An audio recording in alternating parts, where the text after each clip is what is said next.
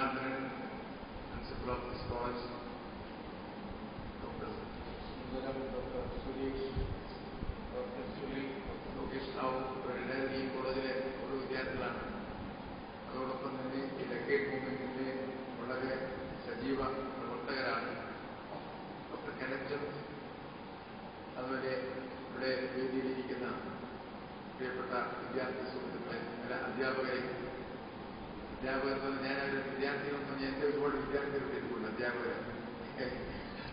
പഴയതുപോലെ ആദ്യം വിദ്യാർത്ഥികൾ നടന്നുപോയതാണ്. അധ്യാപകരെ, അതുപോലെ വിദ്യാർത്ഥി സുഹൃത്തുക്കളെ, നിങ്ങളെ എല്ലാവരെയും ഒന്നുകൂടെ ഇവിടെ ഒന്ന് നേരിട്ട് കാണുന്നതിനും നിങ്ങളെ അഭിസംബോധന ചെയ്യുന്നതിനും അവസരം കിട്ടിയത് ഒരു ഭാഗ്യമായിട്ട് ഞാൻ കാണുന്നു.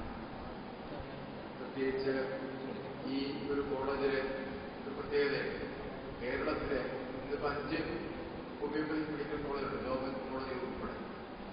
ഈ കോളേജിലെ ഏറ്റവും കൂടുതൽ പ്രായം ചെന്ന കോളേജ് എന്ന് പറഞ്ഞാൽ Padiyar memorial medical college. 1920 doctor പടിയാരുടെ കുടുംബ വീട്ടിൽ ആരംഭിച്ച, ചെറിയ തോതിൽ ആരംഭിച്ച് എല്ലാ PhD-കളിട്ട് അന്നത്തെ സ്ഥലത്ത് ഒരു ക്വാളിഫിക്കേഷൻ കൊടുത്ത് കൊച്ചി മഹാരാജാവിന്റെ അംഗീകാരത്തോടുകൂടിയ ഒരു കോളേജാണ് കേരളത്തിലെ പ്രഥമ ഹോമിയോപ്പതി മെഡിക്കൽ കോളേജ്. അതിവിടെ സന്തോഷമുള്ളൊരു കാര്യം, ആ കോളേജിലാണ് ഞാൻ ഈ കാര്യത്തെക്കുറിച്ച് സംസാരിക്കുന്നത്. അപ്പം അതിനെ ഒരവസരം തന്നെ അതിൻ്റെ പ്രിൻസിപ്പലിനും മാനേജ്മെന്റിനോടും അതുപോലെ ഇവിടെ സംഭവിക്കുവാൻ തയ്യാറായ വിദ്യാർത്ഥികളുടെ അധ്യാപകരുമൊക്കെ അതിന് എൻ്റെ നന്ദി അല്ലെങ്കിൽ അഭിനന്ദനങ്ങളാൽ ഞാൻ നേരുകയാണ്. അതോടൊപ്പം എനിക്ക് വളരെ ഈ അവസരത്തിൽ വളരെ അഭിമാനപൂർവ്വം സന്തോഷപൂർവ്വം എനിക്ക് അറിയുവാൻ അല്ലെങ്കിൽ അറിയിക്കുവാനുള്ളൊരു കാര്യം, എൻ്റെ ഒരു പ്രിയപ്പെട്ട വിദ്യാർത്ഥി, ഞാൻ ആ ആളെ അണ്ടർ ഗ്രാജുവേറ്റ് ലെവലിൽ പഠിപ്പിച്ചു. പോസ്റ്റ് ഗ്രാജുവേറ്റ് കോഴ്സിൽ എൻ്റെ കോളേജ് ആദ്യം തുടങ്ങിയപ്പോൾ അതിൻ്റെ ബാച്ച് പഠിപ്പിക്കുവാൻ അവസരം കിട്ടി. എൻ്റെ നേരിട്ടുള്ള ഗൈഡൻസിൽ MD എടുത്തു. ആ ആള് ഈ കോളേജിലെ ഇന്ന് അധ്യാപികയാണ്. അധ്യാപിക ഡിപ്പാർട്ട്മെന്റ് ഡോക്ടർ സൂസി ചാൾസ്.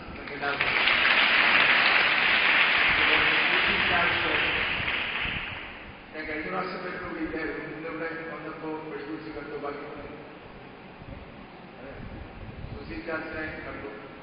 അപ്പോൾ സൂസി ചാൾസിനോട് എനിക്ക് പറയാനുള്ള കാര്യം, ഇന്ന് കേരളത്തിലെ ഹോമിയോപ്പതിയിൽ PhD എടുത്തിട്ടുള്ള 2 പേര്. ആദ്യത്തെ ആള് ഡോക്ടർ E. അബ്ദുൾ റഹ്മാൻ, കാലിക്കറ്റ് യൂണിവേഴ്സിറ്റിയിൽ നിന്ന് PhD എടുത്തു. അദ്ദേഹം സൂസി ചാൾസിന്റെ അധ്യാപക ലെവലിൽ ഉള്ള ഒരാളാണ്.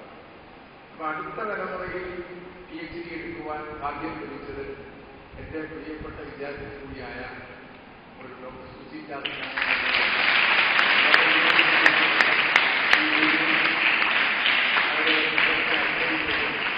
ഏറ്റവും ഒരു പ്രസക്തമായ കാര്യമാണ്.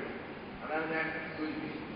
അതായത് ഇന്ന് ഇന്ത്യയിലെല്ലാം ലോകത്തെമ്പാടും ഇന്നത്തെ വൈദ്യശാസ്ത്രം, ആരോഗ്യ ചികിത്സാരംഗത്ത് നേരിടുന്ന ഏറ്റവും വലിയ വെല്ലുവിളി എന്ന് പറയുന്നത് ലൈഫ് സ്റ്റൈൽ ഡിസോർഡേഴ്സ്.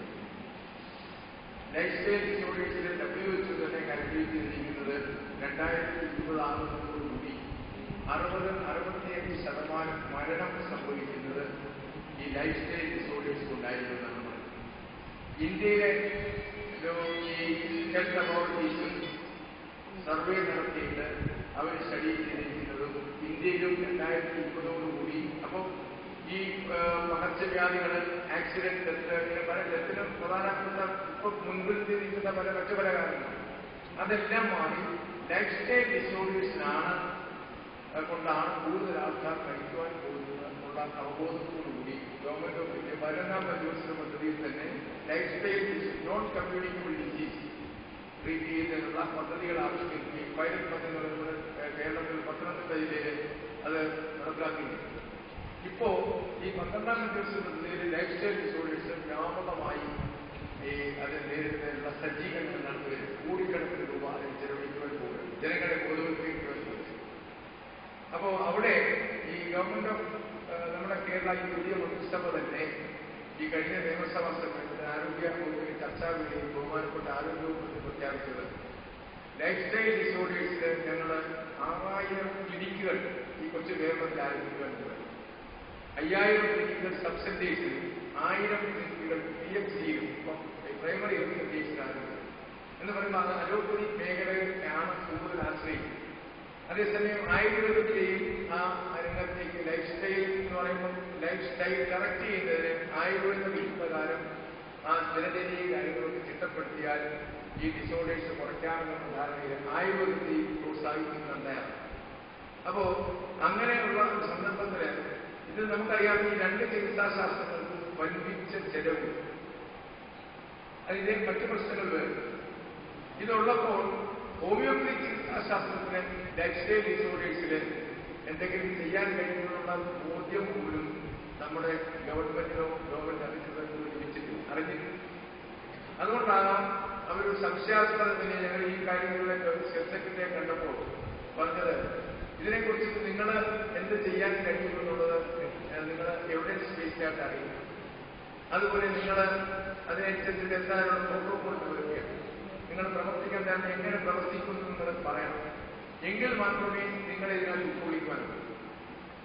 അപ്പോൾ ഹോമിയോപ്പതിക്കുള്ള സ്കോപ്പ് നമ്മൾ മനസ്സിലാക്കണം. ലൈഫ് സ്റ്റൈൽ കൊണ്ട് മാത്രം ഒരാൾക്ക് രോഗം ഉണ്ടാകും. ലൈഫ് സ്റ്റൈൽ ഒരു പ്രധാന ഘടകമാണ്. അതിൽ എക്സ്റ്റേണൽ ഫാക്ടറാണ്, എക്സ്റ്റൻസീവ് ഫാക്ടർ എന്ന് നമുക്ക് പറയാം, ഒരു കോസേഷൻ എന്ന് പറയാം. പക്ഷേ ഈ എന്ത് എക്സ്റ്റൻസീവ് ഫാക്ടർ ഉണ്ടെങ്കിലും ഒരു ഇൻറ്റൻസീവ് ഫാക്ടർ ഇല്ലെങ്കിൽ അത് അവർക്ക് അവിടെ ഈ രോഗം ഉണ്ടാകും. ഇല്ലേ? അത് നമുക്കറിയാം. കാരണം ഈ എത്രയോ ആൾക്കാർ നമ്മൾ കണ്ടിട്ടുണ്ട് ചെയിൻ സ്മോക്കേഴ്സിന് ഒരുപാട് പേര്, അല്ലെങ്കിൽ ഈ പാൻ മസാല അല്ലെങ്കിൽ ചൂ ചെയ്യുന്ന എത്രയോ ആൾക്കാർ, അവർക്കെല്ലാവർക്കും ക്യാൻസർ വരണമില്ല. ഈ ചെയിൻ സ്മോക്കേഴ്സിനായിട്ടുള്ള വലിയ ആൾക്കാർ എത്രയോ പേര് ഫ്രീ ആയിട്ട് കഴിയുമ്പോൾ കുറച്ചൊക്കെ സ്മോക്ക് ചെയ്യുന്ന കുറെ ആൾക്കാർക്ക് ക്യാൻസർ വരും. അതല്ല ചെയിൻ സ്മോക്കിംഗ് മാത്രമാണോ? അല്ല, തീർച്ചയായിട്ടും ഈ എക്സ്ക്ലൂസീവ് ഫാക്ടറിനോടൊപ്പം ഒരു ഇൻക്ലൂസീവ് ഫാക്ടർ ഉണ്ടെന്നുള്ള കാര്യം ആദ്യം പ്രഖ്യാപിച്ച മഹാൻ ഡോക്ടർ സാമുവൽ. അതിന്റെ അടിസ്ഥാനത്തിൽ അല്ലെങ്കിൽ അതിന് ജനറ്റിക് ബാക്ക്ഗ്രൗണ്ട് ഉണ്ട് എന്നൊക്കെ ഇപ്പോൾ സിസ്റ്റം ബയോളജി ജിനോമിക്സ് റിസർച്ച് നടത്താൻ പോകുന്ന അലോപ്പതി കണ്ടുപിടിച്ചു വരുന്നേ ഉള്ളൂ. അപ്പോ അവിടെ ആ പറയുന്ന ഇതില് ഈ ജനറ്റിക് ഫാക്ടർ എന്ന് പറയുന്നത് നമ്മുടെ മയാസ്മാറ്റിക് പെർസ്പെക്ടീവിൽ സ്റ്റഡി ചെയ്ത് കഴിഞ്ഞാൽ ഒരാളുടെ മയാസം, ബേസിക് മയാസം എന്താണോ അത് മനസ്സിലാക്കി അത് ആന്റി മയാസ്മാറ്റിക് ട്രീറ്റ്മെന്റോടുകൂടി അവരെ കോൺസ്റ്റിറ്റ്യൂഷണൽ ഡിസ്പ്ലേഷൻ കറക്റ്റ് ചെയ്താൽ ഈ പറയുന്ന എക്സ്റ്റൻസീവ് പ്രാക്ടീസ് ഉണ്ടെങ്കിൽ പോലും അവരെ കറക്റ്റ് ചെയ്യാൻ കഴിയും. അപ്പൊ ലൈഫ് സ്റ്റൈൽ ഡിസോർഡേഴ്സിന് ലോങ് സ്റ്റാൻഡിംഗ് ആയിട്ടുള്ള സസ്റ്റൈനബിൾ ആയിട്ടുള്ള റിസൾട്ട് ഉണ്ടാക്കണമെങ്കിൽ ഹോമിയോപ്പതി പോലുള്ള ചികിത്സാശാസ്ത്രങ്ങളെ അത് പ്രോത്സാഹിപ്പിച്ച് ഡെവലപ്പ് ചെയ്ത് കൊണ്ടുവരണം. അപ്പൊ അത് ജനത്തെ, അത് അധികാരികളെ കുറ്റപ്പെടുന്ന കാര്യമില്ല, അധികാരികളെയും ജനങ്ങളെയും ബോധവൽക്കരിക്കണം. അപ്പൊ അതിനുള്ള പഠനം നടക്കണം. അപ്പോ അങ്ങനെയുള്ള ഇതിൽ ഏറ്റവും കൂടുതൽ അവിടെയാണ് ഞാൻ ഈ പറഞ്ഞത് ഡോക്ടർ സൂസി ചാൾസിന്റെ ആ PhDക്കുള്ള സബ്ജക്ട് വളരെ റിലവന്റ് ആണ് ഈ കാലഘട്ടത്തിൽ എന്നുള്ളതാണ് ഞാൻ പറയുന്നത്. ലൈഫ് സ്റ്റൈൽ ഡിസോർഡേഴ്സിന് ഏറ്റവും കൂടുതൽ ടാർഗറ്റ് ചെയ്യുന്ന ഡയബറ്റീസ് മെലിറ്റസ്. ഡയബറ്റീസ് മെലിറ്റസ് നമ്മുടെ പിന്നെ ലോക തലസ്ഥാനമാണ് ഇന്ത്യ, ഇന്ത്യയിലെ തലസ്ഥാനമാണ് കേരളം എന്നാണ് ചെയ്യുന്നത്. അപ്പൊ ഡയബറ്റീസ് മെലിറ്റസ് പേഷ്യൻസിന്റെ ഏറ്റവും കൂടുതൽ കോൺസെൻട്രേഷൻ ഉള്ള ഒരു സ്ഥലമാണ് കേരളം. അപ്പൊ കേരളത്തില് ഇവിടെ അതാണ് ഗവൺമെന്റ് 6000 ക്ലിനിക് തുറന്നു പറയുന്നത്. അപ്പൊ അവിടെ ഈ മറ്റു ചികിത്സാശാസ്ത്ര സാഹിത്യം വളരെ വർദ്ധിച്ച് ഭാരിച്ച ചെലവ് വരുന്ന ഒരു സ്ഥലത്ത് ചെലവ് കുറഞ്ഞ, ദോഷമില്ലാത്ത, വളരെ സസ്റ്റൈനബിൾ റിസൾട്ട് തരുന്ന ഒരു ചികിത്സാശാസ്ത്രമായ ഹോമിയോപ്പതിയില് ഡയബറ്റീസ് മെലിറ്റസിന് മെഡിസിൻ ഉണ്ട്, അത് കൈകാര്യം ചെയ്യാൻ പറ്റും എന്ന് ഒരു യൂണിവേഴ്സിറ്റി അംഗീകരിക്കുന്ന ഒരു തീസിസ് സമർപ്പിച്ച് അതിലൂടെ PhD നേടുക, അത് ഈ കാലഘട്ടത്തിന്റെ ആവശ്യഘട്ടത്തിനനുസരിച്ചിട്ട് അത് വന്നു എന്നാണ്. അതാണ് ഞാൻ പറയുന്നത്. ഡോക്ടർ സൂസി ചാൾസിന്റെ PhDക്ക് ഈ കാലഘട്ടത്തിൽ വളരെയധികം പ്രസക്തിയുണ്ട്. ഏറ്റവും അനുയോജ്യമായ സമയത്താണ് അതുണ്ടായത്. അതിന് ഞാൻ പ്രത്യേകിച്ച് ഡോക്ടർ സൂസി ചാൾസിനെ അനുഭവിക്കുന്നു. സൂസി ചാൾസിന്റെ കോളേജിലെ അധികാരികളും അവരെ ഞാൻ അനുഭവിക്കുന്നു. അതിൽ സഹകരിച്ച വിദ്യാർത്ഥികളും മറ്റെല്ലാവരെയും നമുക്ക് ഇതുപോലുള്ള പഠനങ്ങളും ഇതുപോലുള്ള റെക്കഗ്നൈസ് ചെയ്യപ്പെടുന്ന ഗവേഷണ പ്രബന്ധങ്ങളുമൊക്കെ ഉണ്ടായെങ്കിൽ മാത്രമേ ഈ ശാസ്ത്രത്തെ നിലനിർത്തുവാൻ കഴിയൂ.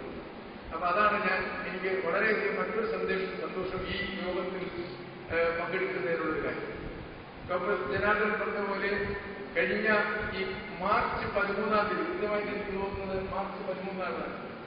മാർച്ച് 13-ന് രാവിലെ ഇതുപോലെ ഞാനിവിടെ വന്ന് വിദ്യാർത്ഥികളെയും കൂടുതൽ അധ്യാപകരുണ്ടായിരുന്നു, അവരെയൊക്കെ ഞാൻ അഭിസംബോധന ചെയ്താണ്. പ്രധാനമായിട്ടും ഈ പറയുന്ന നെഗേഡ് മൂവ്മെന്റിന്റെയും വിഷൻ ഡോക്യുമെന്റിനെ കുറിച്ചൊക്കെ പറഞ്ഞത് കൊണ്ടെന്ന് എനിക്ക് നന്നായി പങ്കെടുത്ത് എത്ര പേരുണ്ട്? 1, 4, 5 എത്രയോ പേര്. ഞാൻ തിരിച്ചു അത് വീണ്ടും ഇവിടെ പറയുമ്പോൾ നിങ്ങളെല്ലാം മെജോറിറ്റി ബോർഡിക്കുമ്പോൾ പേരുണ്ട് ഞാൻ ചോദിച്ചത്. അതിപ്പോൾ ഉള്ളത് 5-6 പേരോ, ബാക്കിയൊക്കെ പുതിയ ആൾക്കാർ. ഓക്കെ, അപ്പൊ നിങ്ങൾക്ക് ബുദ്ധിമുട്ട് വരുന്നത്. അപ്പോ നിങ്ങളുടെ ശ്രദ്ധ ക്ഷണിക്കുന്നത് ഇപ്പം ഈ ലൈഫ് സ്റ്റൈൽ ഡിസോർഡേഴ്സിന്റെ കാര്യം പോലെ തന്നെ നമ്മള് ഈ കേരളത്തിലെ ഏറ്റവും പ്രാബല്യത്തിലുള്ള 3 ചികിത്സാ രീതികൾ. അലോപ്പതി, അത്